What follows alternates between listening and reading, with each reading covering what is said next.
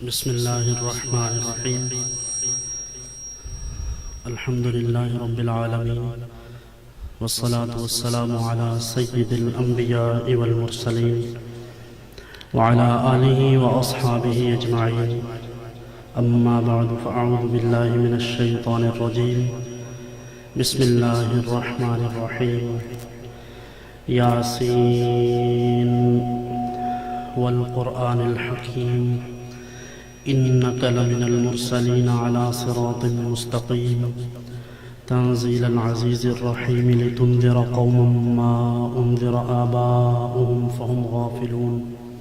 صدق الله العظيم. قال الله تبارك وتعالى في شان حبيبه مخبرا وآمرا: إن الله وملائكته يصلون على النبي يا أيها الذين آمنوا صلوا عليه وسلموا تسليما. اللهم صل على سيدنا ومولانا محمد وعلى آل سيدنا ومولانا محمد وأصحاب سيدنا ومولانا محمد وبارك وسلم. الصلاة والسلام عليك سيدي يا رسول الله، وعلى آلك وأصحابك سيدي يا حبيب الله.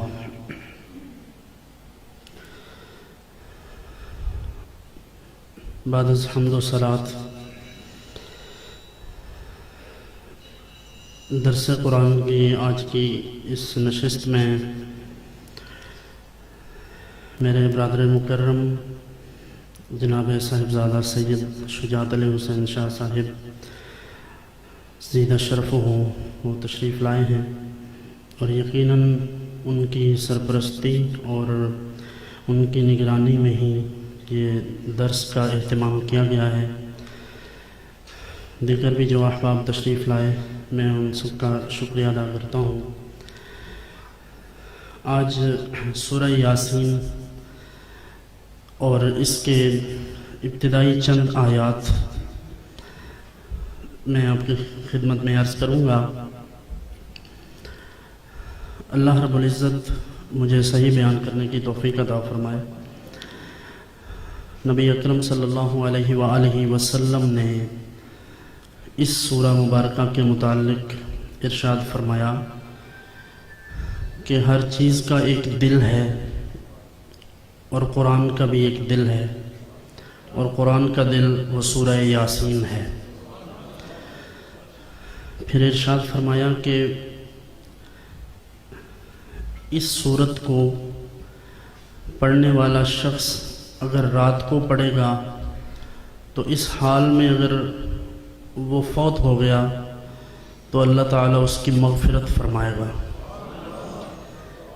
پھر یہاں تک بھی ارشاد ہوا کہ اگر کسی شخص نے اس پر اتنی مداومت اختیار کی کہ ہمیشہ سورہ یاسین پڑھتا رہا تو وہ مرے گا تو یقیناً وہ شہید ہوگا. اب ایسی جتنی بھی بشارتیں ہیں ان میں ایک بات ضرور پیش نظر رہے. قرآن مجید کی دیگر جو صورتیں ہیں وہ بھی، اور احادیث میں کچھ کلمات کا ذکر ہے کہ وہ پڑھے جائیں تو اللہ تعالیٰ مغفرت فرماتا ہے. یا جیسے من صام رمضان ایمانا واحتسابا غفر له ما تقدم من ذنبہ، ایسی جو احادیث ہیں ان سب کا مطلب یہ ہوتا ہے، ان میں جو مغفرت کا لفظ استعمال ہوتا ہے اس کا مطلب یہ ہے کہ وہ شخص ایمان کے باقی تمام تقاضوں کو پورا کرتا ہو، اور پھر اس حال میں وہ سورہ یاسین پڑھتا ہوا، یعنی اس کی روٹین ایسی ہو کہ وہ روزانہ پڑھتا رہے، تو اللہ تعالیٰ اس کو شہداء میں سے اس کا حشر فرمائے گا. پھر حضور اکرم صلی اللہ علیہ وآلہ وسلم نے ارشاد فرمایا کہ تم اپنے مردوں پر سورہ یاسین پڑھو. تو اسی وجہ سے آپ دیکھتے ہیں کہ ہمارے ہاں یہ رواج بھی ہے، اور اچھا رواج ہے یہ، یعنی سنت کے مطابق رواج ہے کہ کسی شخص کی جان نکلنے کا وقت قریب ہو تو اس کے پاس سورہ یاسین پڑھی جائے تو روح آسانی سے نکل جاتی ہے. تو حدیث میں بھی اسی طرح حکم ہوا. اس کے علاوہ بھی سورہ یاسین کی بہت سی فضیلتیں ہیں، کیونکہ قرآن تو قرآن ہے، جہاں سے بھی پڑھا جائے بابرکت ہے. سورہ اخلاص، سورہ کوثر، چھوٹی چھوٹی صورتیں ہیں، لیکن ان چھوٹے چھوٹے کلمات میں اللہ تعالیٰ نے ہماری بخشش کا سامان رکھا ہے. رہی یہ بات کہ سورہ یاسین کی ابتدا میں جو لفظ یاسین ہے یا اس سورت کا جو نام ہے، اس کے متعلق کچھ عرض کیا جائے کہ یہ حروف مقطعات میں سے ہے جن کے معنی اللہ اور اس کے رسول ہی بہتر جانتے ہیں۔ البتہ مفسرین کرام نے اپنی اپنی آراء کے مطابق اور احادیث کو پیش نظر رکھتے ہوئے کچھ معنی متعین کیے، جس طرح کہ حضرت معاویہ رضی اللہ عنہ و حضرت علی المرتضیٰ کرم اللہ وجہہ الکریم، ان کے متعلق امام طبری نے نقل کیا کہ یہ دو شخصیات اس بارے میں سورہ یاسین کے بارے میں یہی فرماتی ہیں کہ یہ اللہ تعالیٰ کے اسماء میں سے ایک اسم ہے۔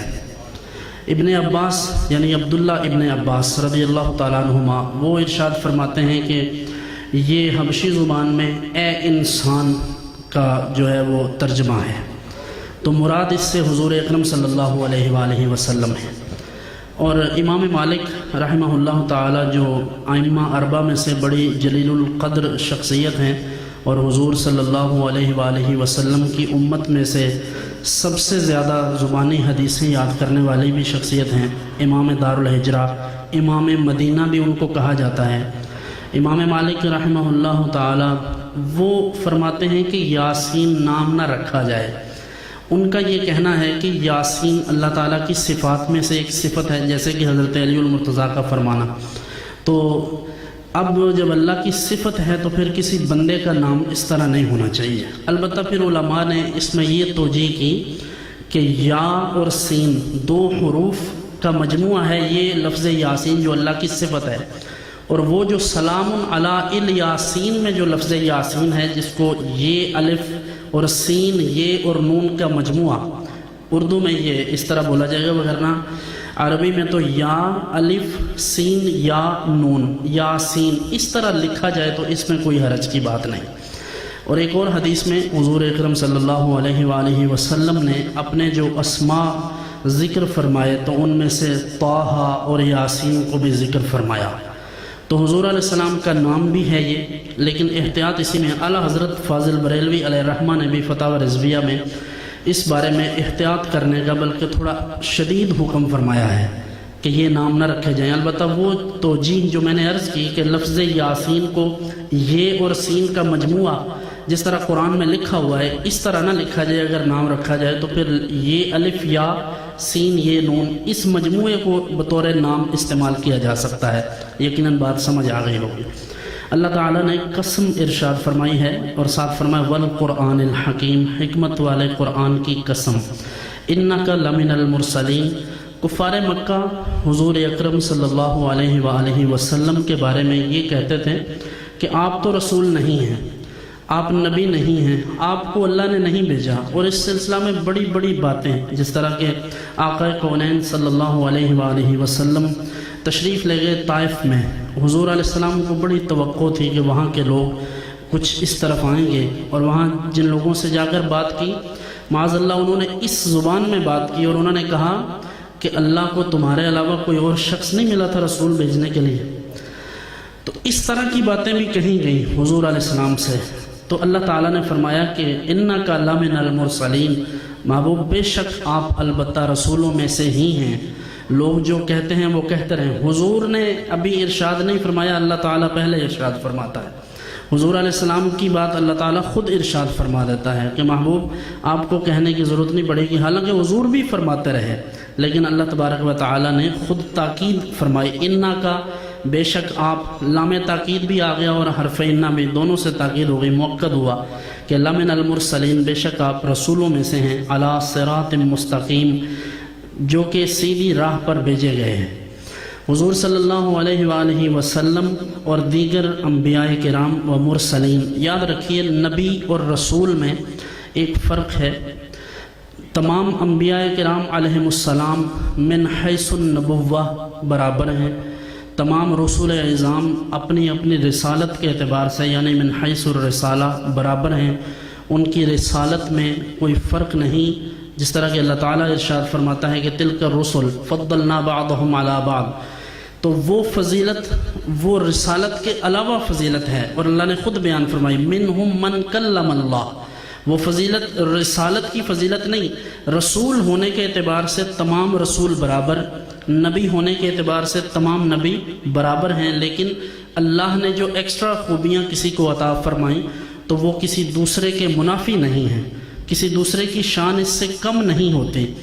البتہ رسول اللہ صلی اللہ علیہ وسلم کو جو فضیلت عطا فرمائی تو یہ تمام انبیاء کرام رسول اعظام علیہم السلام سے بڑھ کر عطا فرمائی۔ تو یہاں پر بھی اللہ تعالیٰ نے مرسلین کے بعد ساتھ ہی یہ فرما دیا کہ علی صراط مستقیم، آپ سیدھی راہ پر ہیں۔ اس سے یہ پتہ چل رہا ہے کہ رسول جتنے بھی ہوتے ہیں وہ سیدھی راہ پر ہی ہوتے ہیں، بلکہ حضور علیہ السلام کے بارے میں تو اللہ تعالیٰ نے فرمایا انک لتہدی الی صراط مستقیم، کہ محبوب بے شک آپ لوگوں کو صراط مستقیم کی طرف ہدایت دیتے ہیں۔ اس کا مطلب یہ ہوا کہ حضور بھی ہدایت دیتے ہیں، لیکن اللہ کی ہدایت میں اور حضور کی ہدایت میں فرق یہ ہے کہ اللہ تعالیٰ کسی اور سے نہیں لیتا، حضور اللہ سے لے کر لوگوں کو ہدایت دیتے ہیں۔ یہی فرق ہے اہل سنت و جماعت اور دیگر لوگوں کی سوچ میں۔ ہم یہی سمجھتے ہیں حضور جو کچھ دیتے ہیں اللہ کی عطا سے، اور اللہ جو کچھ عطا فرمائے اس کی اپنی مرضی ہے، وہ کسی کا محتاج نہیں ہے، کسی کا پابند نہیں ہے، اور حضور اللہ کے محتاج ہیں، اللہ کے پابند ہیں۔ جو اللہ کا حکم ہو حضور وہی کرتے ہیں۔ تنزیل العزیز الرحیم، عزت والے مہربان کا اتارا ہوا یعنی قرآن مجید، لتنذر قوما ما انذر آباؤہم فہم غافلون، تاکہ آپ اس قوم کو ڈر سنائیں جس کے باپ دادا نہ ڈرائے گئے تھے، فہم غافلون، تو وہ بے خبر ہیں۔ بظاہر اس آیت سے یہ لگ رہا ہے کہ حضور صلی اللہ علیہ وآلہ وسلم کی بعثت سے قبل عربوں میں کسی قسم کا اللہ تبارک و تعالیٰ کے دین کا کوئی پیغام نہیں پہنچا تھا، لیکن حقیقت یہ ہے کہ وہاں اسماعیل علیہ السلام اللہ کی وحدانیت کا پیغام، اپنی نبوت کا پیغام دے چکے تھے، اس لیے یہ قریب کے جو ان کے آباء و اجداد تھے ان کے متعلق یہ حکم ہوا۔ یا پھر دوسری ایک وجہ یہ بھی ہے کہ بنو اسرائیل کی طرف تو نبی آتے رہے، لیکن بنو اسماعیل میں حضور علیہ السلام پہلے نبی تھے سوائے شعیب علیہ السلام کے، تو اس وجہ سے بھی اللہ تعالیٰ نے یہ فرما دیا، وگرنہ پیغام ہدایت سب تک پہنچتا رہا۔ لقد حق القول علی اکثرہم فہم لا یؤمنون، بے شک ان میں اکثر پر ہماری بات ثابت ہو چکی ہے کہ وہ ایمان نہیں لائیں گے۔ اور اس اگلی آیات میں اللہ تعالیٰ یہ بھی فرماتا ہے کہ وَسَوَاءٌ عَلَيْهِمْ أَأَنذَرْتَهُمْ أَمْ لَمْ تُنذِرْهُمْ، ایک طرف یہ فرما دیا کہ وہ ایمان نہیں لانے والے، دوسری طرف ساتھ یہ بھی فرمایا کہ آپ ان کو ڈرائیں یا نہ ڈرائیں وہ ایمان نہیں لانے والے۔ تو سوال یہ ہے کہ پھر ڈرانے کا کیا مقصد ہے؟ اگر وہ ایمان نہیں لانے والے تو پھر حضور علیہ السلام کو اللہ تعالیٰ یہ بھی فرماتا ہے کہ آپ ڈرائیں، تو ڈرانا اور نہ ڈرانا ان کے حق میں برابر ہے، یعنی کفار کے حق میں کہ وہ ایمان نہیں لائیں گے۔ البتہ حضور علیہ السلام جو تبلیغ فرمائیں گے، جو پیغام حق دیں گے، تو اس کا اجر و ثواب ضرور ملے گا۔ اسی طرح جو مبلغین ہیں، جو مصلحین ہیں یا جو علماء ہیں، ان کا یہی کام ہے، جو داعی اللہ ہوا کرتے ہیں، ان کا یہی کام ہے کہ وہ لوگوں کو پیغام دیتے رہیں، بھلے کوئی مانے یا نہ مانے، تو پیغام دیتے رہیں۔ ہو سکتا ہے اس کی قسمت میں نہ بھی ہو، لیکن ہمیں حق بات کہنے کا ثواب ملتا رہے گا۔ تو اس لیے اس آیت سے یہ سمجھ آ رہا ہے کہ کفار اگرچہ اللہ کے علم ازلی کے مطابق مسلمان تو نہیں ہونے والے تھے، لیکن پھر بھی اللہ تعالیٰ نے ہمیں یہ طریقہ بتایا کہ ہم دعوت اور تبلیغ کا کام کرتے رہیں۔ اللہ فرماتا ہے اِنَّا جَعَلْنَا فِي أَعْنَاقِهِمْ أَغْلَالًا فَهِيَ إِلَى الْأَذْقَانِ فَهُمْ مُقْمَحُونَ، ہم نے ان کی گردنوں میں توق کر دیے ہیں کہ وہ ٹھوڑیوں تک ہیں، تو یہ اوپر کو منہ اٹھائے رہ گئے، اب منہ ان کے نیچے نہیں ہوتے۔ حضرت علی المرتضیٰ کرم اللہ وجہہ الکریم نے صحابہ کو سمجھایا کہ اقماح کیا ہے، یہ جس سے مقمحون نکلا ہے، انہوں نے ہاتھ رکھ کر بتایا کہ اس طرح ہاتھ رکھے جائیں کہ منہ اوپر کا اوپر ہی اٹھا رہے، منہ نیچے نہ آئے۔ یہ اس وجہ سے کہ ان میں اکڑ ہے، ان میں تکبر ہے، غرور ہے، وہ اس طرف متوجہ نہیں ہوتے۔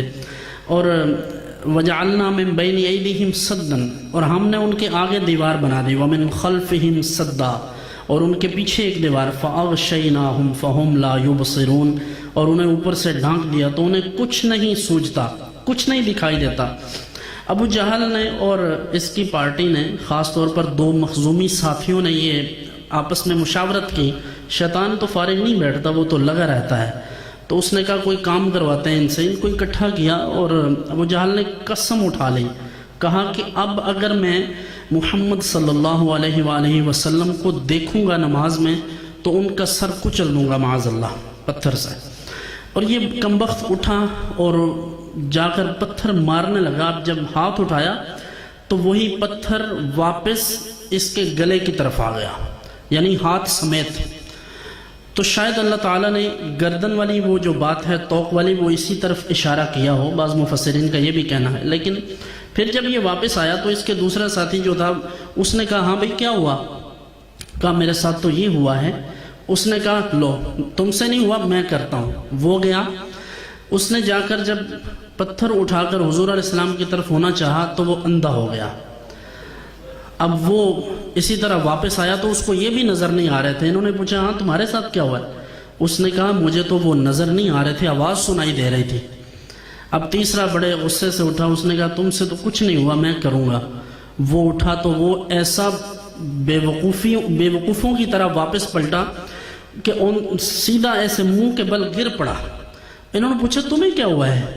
کہا میں نے دیکھا کہ حضور صلی اللہ علیہ وسلم کے متعلق کہا کہ میں نے ان کو نماز میں دیکھا، جب میں نے ان کی طرف بڑھنا چاہا تو درمیان میں ایک بیل آ گیا۔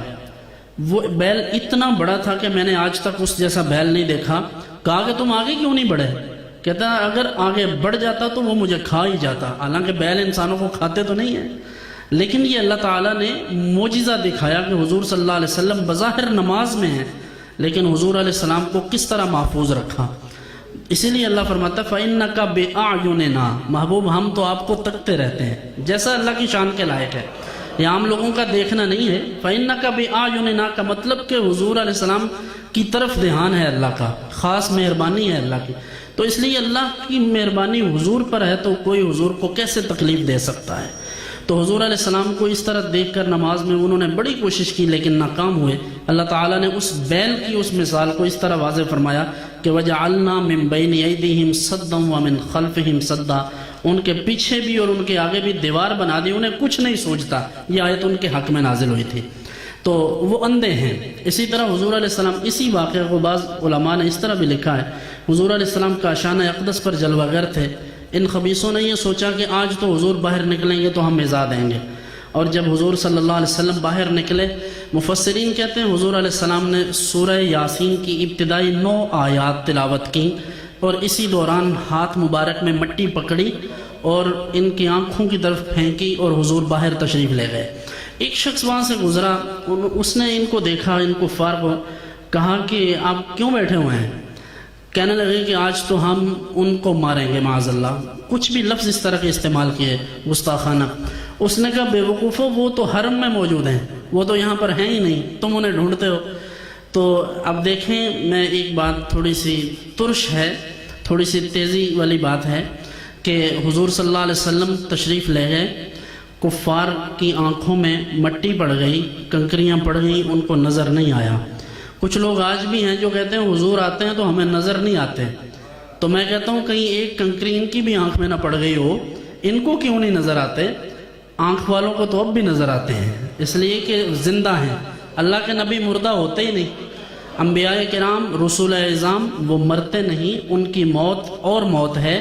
اس طرح نہیں ہوتا کہ وہ معاذ اللہ مر کر مٹی میں مل جائیں۔ اگر وہ مٹی میں مل جائیں تو پھر لا الہ الا اللہ محمد الرسول اللہ میں محمد اللہ کے رسول ہیں یہ ترجمہ نہیں ہونا چاہیے، یہ تو جملہ اسمیہ ہے، اس کا ترجمہ یہی بنتا ہے۔ تو پھر ہمیں کوئی اور ترجمہ ڈھونڈنا چاہیے ہمارے ان دوستوں کو جو یہ سمجھتے ہیں کہ وہ نہیں آتے، وہ نہیں جاتے۔ وہ تو ختم ہو گیا قصہ، وہ ڈاکیے کی حیثیت تھی معاذ اللہ۔ کوئی اور نبی ہوگا ڈاکیہ، ہمارے نبی تو آج بھی زندہ ہیں، جہاں چاہیں تشریف لے جا سکتے ہیں، جہاں چاہیں تشریف لے جا سکتے ہیں، آنے واحد میں حضور جہاں چاہیں جا سکتے ہیں، کوئی پابندی نہیں ہے۔ لیکن فرق یہ ہے کہ حضور جہاں چاہتے ہیں وہ اللہ کی مرضی سے ہی جاتے ہیں، اللہ کے اذن کے بغیر نہیں جا سکتے کہیں بھی، بس یہی فرق ہے۔ اللہ تعالی ہمارے ان دوستوں کو بھی سمجھنے کی توفیق عطا فرمائے۔ اللہ فرماتا ہے وَسَوَاءٌ عَلَيْهِمْ أَأَنذَرْتَهُمْ أَمْ لَمْ تُنذِرْهُمْ لَا يُؤْمِنُونَ، محبوب آپ ڈرائیں یا نہ ڈرائیں وہ ایمان نہیں لانے والے۔ اللہ کے علم ازلی میں تھا کہ ایمان نہیں لائیں گے، اس لیے یہی لکھ دیا انما تنذر من اتبع الذکر وخشی الرحمن بالغیب۔ تو آپ اسی کو ڈرائیں گے جو نصیحت پر چلے اور رحمان سے بے دیکھے ڈرے، یعنی اللہ تعالیٰ کو دیکھا بھی نہیں پھر بھی اللہ تعالیٰ سے ڈرتا ہے۔ فبشرہ بمغفرۃ واجر کریم، تو اسے بخشش اور عزت کے ثواب کی بشارت دو، یعنی جنت کی خوشخبری دو۔ حضور صلی اللہ علیہ وآلہ وسلم نے اپنے صحابہ کے سامنے اس طرف مشرق کے سمت چہرہ انور کر کے خوشی کا اظہار فرمایا، جس کے بارے میں اقبال نے کہا تھا میرے عرب کو آئی ٹھنڈی ہوا جہاں سے، میرا وطن وہی ہے، میرا وطن وہی ہے۔ حضور علیہ السلام اس بات پر خوش ہوتے تھے کہ کچھ لوگ ایسے ہوں گے جو مجھ پر ایمان لائیں گے لیکن انہوں نے مجھے دیکھا نہیں ہوگا، تو ہمیں اللہ کا شکر ادا کرنا چاہیے کہ ہم نے حضور کو دیکھا نہیں لیکن حضور کو مانتے ہیں، ہم نے اللہ کو دیکھا نہیں لیکن اللہ کو مانتے ہیں۔ اللہ تعالیٰ اپنے ایسے ہی بندوں کے بارے میں ارشاد فرماتا ہے کہ وہ جو بغیر دیکھے ہی اللہ سے ڈرتے ہیں، وَلِمَنْ خَافَ مَقَامَ رَبِّهِ جَنَّتَانِ، جو اللہ کے حضور کھڑا ہونے سے ڈرے تو اس کے لیے 2 جنتیں ہیں۔ تو اللہ کرے کہ ہمیں بھی وہ کیفیت نصیب ہو جائے۔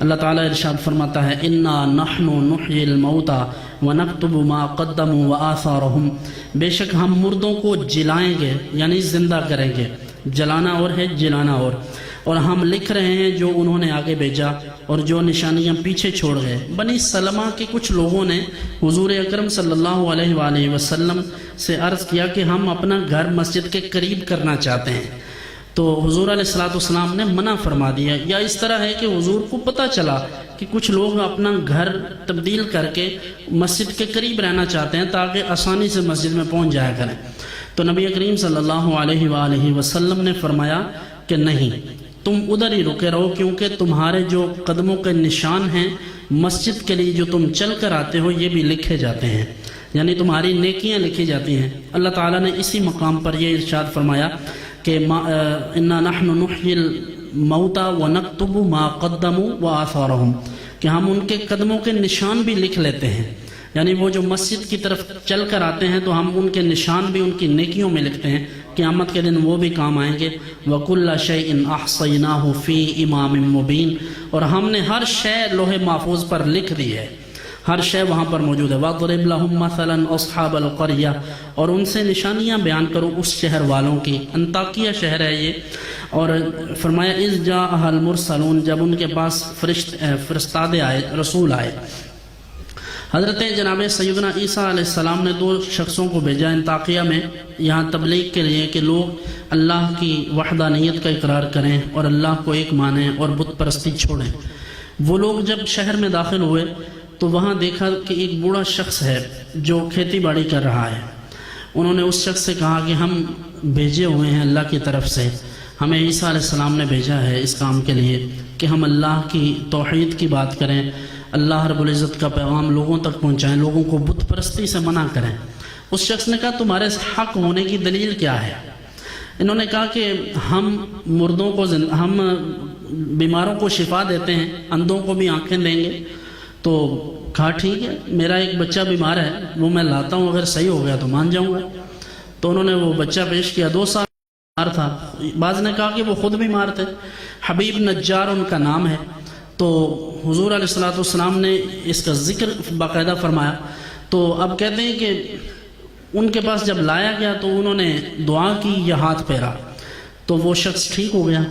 جب ٹھیک ہوا تو انہوں نے کہا ٹھیک ہے، میں آپ کی بات مانتا ہوں، میں بھی اللہ کی توحید پر قائم رہوں گا اور آپ جو پیغام دینے والے ہیں میں اس کو مانتا ہوں، اس پر ایمان لایا۔ اب یہ جب لوگوں نے دیکھا اس طرح یہ ایک بات سامنے آئی تو کچھ لوگوں نے اور دیکھا، وہ بھی اسی طرح اپنے بیمار لے آئے اور ان کو شفا یابی ہوتی رہی، حتیٰ کہ خلق کثیر نے ان سے یہ فیض حاصل کیا اور لوگ مسلمان ہونا شروع ہو گئے۔ اس کے بعد بادشاہ کو پتہ چلا تو اس نے ان لوگوں کو بلایا، اور چونکہ وہاں مشرکین تھے زیادہ تو ان لوگوں نے ان کو مارنا پیٹنا شروع کر دیا، اور پھر بادشاہ نے ان کو قید کر دیا۔ وہاں حضرت عیسیٰ علیہ السلام اب بغیر کسی اطلاع کے عیسیٰ علیہ السلام نے وہاں سے شمعون کو بھیجا، جناب شمعون کو کہا کہ آپ جائیں وہاں جا کر اس طرح حکمت عملی کے ساتھ بادشاہ کے دربار میں اپنے تعلقات پیدا کریں تاکہ ان کو وہاں سے چھڑوائیں کسی طرح۔ حضرت عیسیٰ علیہ السلام نے ان کو جب بھیجا تو اللہ تعالیٰ نے اسی بات کی طرف اشارہ فرمایا کہ اذ ارسلنا الیہم اثنین فکذبوہما فعززنا بثالث۔ اللہ فرماتا ہے جب ہم نے ان کی طرف 2 بھیجے، یعنی یہی بعض نے کہا ان کا نام صادق اور صدوق ہے، تو فکذبوہما تو انہوں نے ان کو جھٹلایا، ان دونوں شخصوں کو، فعززنا بثالث تو ہم نے عزت دی ان کو تیسرا شخص بھیج کر، وہی جو حضرت عیسیٰ علیہ السلام نے بھیجا۔ فقالوا انا الیکم مرسلون تو ان سب نے کہا ہم آپ کی طرف بھیجے گئے ہیں۔ تو انہوں نے آگے سے کہا قالوا ان ما انتم الا بشر مثلنا، کہ آپ تو ہماری طرح بشر ہیں، آپ کیسے رسول ہو سکتے ہیں؟ تو اب میں اس سے پہلے واقعہ مکمل کر لوں، پھر اس بات کی طرف بھی اشارہ کرتا ہوں۔ وہاں حضرت عیسیٰ علیہ السلام کا بھیجا ہوا وہ شخص جو تیسرا تھا، جس کے بارے میں اللہ تعالیٰ فرماتا ہے کہ تیسرے کی وجہ سے ہم نے عزت دی ان کو، اس نے آ کر بادشاہ سے اتنے تعلقات قائم کیے کہ بادشاہ کو اس کی بات پر یقین آیا۔ بادشاہ کو اس نے کہا وہ جو 2 قیدی آپ نے رکھے ہیں ان سے کبھی بات سنی کہ وہ انہوں نے کہا کیا ہے؟ کہا میں نے تو بات نہیں سنی، بس اندر ڈال دیا تھا۔ کہا بلایا تو انہوں نے کہا ہاں جی کیا بات ہے، آپ کیا کہتے ہیں؟ انہوں نے کہا ہم تو یہی کہتے ہیں کہ ایک ہی اللہ ہے، اسی کی عبادت کریں، واحد ہے، قہار ہے، جو چاہتا ہے کرتا ہے۔ تو اس نے کہا کہ کوئی نشانی؟ اس نے کہا ٹھیک ہے نشانی یہی ہے، ہم بیماروں کو شفا دینے والے ہیں، تندرستی دیں گے۔ تو بادشاہ نے کہا کہ میں ایک شرط پر ان کے خدا کو مانوں گا کہ یہ ان کا خدا اگر مردہ کو زندہ کرے۔ تو انہوں نے کہا ٹھیک ہے۔ اب ایک شخص جو فوت ہوا تھا 7 دن قبل، وہ کسی کا بچہ تھا کسی بڑھائی کا، تو کہا کہ اس کو لے کے آئیں۔ لایا گیا تو اس کا جسم بالکل گل سڑ گیا تھا۔ اب اس کے سامنے انہوں نے دعا کی، بعض نے کہا دعا کی، بعض نے کہا کچھ کلمات کہے، تو اللہ تعالیٰ نے اسے زندگی دی۔ وہ اسی وقت زندہ ہو گیا۔ زندہ ہو کے وہ کہنے لگا کہ میں جب مرا تھا تو مشرک تھا، اور اب میں 7 دنوں سے عذاب میں مبتلا تھا، اور تم جس عقیدہ پر ہو یہ بھی تمہیں جہنم میں لے جانے والا ہے، کیونکہ میں بھی جہنم میں تھا۔ اور اب اس نے ساری بات سامنے کر دی۔ بادشاہ نے کہا ٹھیک ہے۔ بادشاہ ایمان لایا، کچھ لوگ اور بھی ایمان لائے، اور بہت سے لوگ وہ تھے جو ایمان نہ لائے اور اس کا انکار کیا۔ اللہ تعالیٰ ارشاد فرماتا ہے کہ انہوں نے ہمارے بھیجے ہوئے لوگوں کو جھٹلایا، اور ساتھ میں یہ کہا کہ تم تو نہیں مگر ہم جیسے بشر۔ آج بھی کچھ لوگوں نے یہ رٹ لگا رکھی ہے کہ نبی ہم جیسے بشر ہیں، تو ہمیں سوچنا چاہیے کہ رسول بشر ضرور ہیں لیکن ہم جیسے نہیں۔ اگر یہ دیکھنا ہو تو کبھی واقعہ معراج کو سامنے رکھیں کہ اگر ہم بھی بشر ہیں، حضور بھی بشر ہیں، تو ہم تو بغیر کسی وسیلہ کے 50 فٹ اوپر نہیں جا سکتے، تو حضور لامکان تک تشریف لے گئے۔ حضور ایسے بشر ہیں کہ جبرائیل علیہ السلام کو تو یہ لوگ نوری مانتے ہیں، تو جبرائیل علیہ السلام کی نورانیت جہاں نہیں جا سکتی، حضور کی بشریت اس سے بھی آگے جاتی ہے۔ حضور ایسے بشر ہیں، بشر مانیں لیکن ایسا بے مثل بشر مانیں۔ تو یہ نہیں طریقہ، یہ تو کفار کا طریقہ ہے کہ تم ہماری طرح بشر ہو، یہ مسلمانوں کا کام نہیں۔ مسلمانوں کا کام وہ صحابہ سے پوچھیں کہ حضور علیہ السلام کو کیا سمجھتے تھے۔ جناب ابوبکر صدیق نماز میں تھے، حضور علیہ السلام کے آنے کا پتہ چلا تو نماز سے ہٹنے کو تھے، حضور نے حکم فرمایا کہ اپنی جگہ پر رہو۔ بعد میں ان سے کہا گیا تو انہوں نے عرض کیا حضور ابو قحافہ کے بیٹے کو یہ کب زیب دیتا ہے کہ اللہ کے رسول آ جائیں اور وہ نماز میں ہو؟ تو صحابہ نے تو ہمیں یہ عزت سکھائی ہے حضور علیہ السلام کی۔ انس ابن مالک رضی اللہ عنہ کہتے ہیں کہ حضور وضو فرماتے تھے تو ہم حضور کے گرد چکر لگاتے، حضور علیہ السلام کے جسم اطہر سے لگا ہوا پانی کا ایک ایک قطرہ ہم اپنی آنکھوں سے اور اپنے جسم پر ملتے تھے۔ اور کیا صحابہ یہ شرک سمجھتے تھے؟ صحابہ بھی لوگوں کو شرک بتانے آئیں گے اور پھر حضور علیہ السلام بھی لوگوں کو شرک کا درس دیں گے معاذ اللہ؟ اس کا مطلب یہ ہوا کہ ان دماغوں میں فطور ہے۔ حضور علیہ السلام کے صحابہ سے پوچھیں کہ وہ کتنا ادب کرتے ہیں۔ لوگ ویسے سیاست کرنے کے لیے اور اپنا حضرت علی المرتضیٰ کی مخالفت کرنے کے لیے تو امیر معاویہ رضی اللہ عنہ کا نام استعمال کر لیتے ہیں، لیکن یہی وہ امیر معاویہ ہیں جنہوں نے یہ کہا تھا کہ میرے پاس حضور علیہ السلام کے ناخن مبارک ہیں، جب میں مر جاؤں تو میری آنکھوں پر رکھ دینا، مجھے اللہ تعالیٰ سے امید ہے کہ ان کی وجہ سے وہ مجھے بخش دے گا۔ اعلیٰ حضرت نے اسی لیے کہا تھا مشکل کشائی آپ کے ناخن اگر کریں، تو حضور کے تو ناخن بھی مشکل کشائی کرتے ہیں۔ صحیح مسلم میں حضرت سیدہ اسماء بنت ابی بکر رضی اللہ تعالی عنہا، یہ حضرت ابوبکر الصدیق کی صاحبزادی ہیں، ام المومنین حضرت سیدتنا عائشہ الصدیقہ رضی اللہ تعالی عنہا کی بڑی ہمشیرہ ہیں، 20 سال بڑی تھی ان سے، اور یہ 17ویں نمبر پر، یعنی ابھی صرف 16 لوگ مسلمان ہوئے تھے، تو 17واں نمبر ان کا تھا مسلمان ہونے کا، اسلام لانے کا۔ یہی وہ جلیل القدر شخصیت ہیں کہ آقا کونین صلی اللہ علیہ وآلہ وسلم ہجرت کی رات جب تشریف فرماتے تو حضور تک سامان یہی پہنچاتی تھی، وہ ارشاد فرماتی ہیں اور مسلم میں ہے، وہ کہتی ہیں میرے پاس جبہ ہے رسول اللہ صلی اللہ علیہ وسلم کا، کانت عند عائشہ تھا، مجھ سے قبل میری ہمشیرہ عائشہ کے پاس تھا، یعنی ام المومنین کے پاس۔ لوگوں نے عرض کیا بی بی کرتی کیا ہیں اسے؟ فرمایا کہ میں اسے دھو کے اس کا دوبن رکھ لیتی ہوں، جب میرے پاس بیمار آتے ہیں انہیں پلاتی ہوں، اللہ تعالیٰ انہیں شفا دیتا ہے۔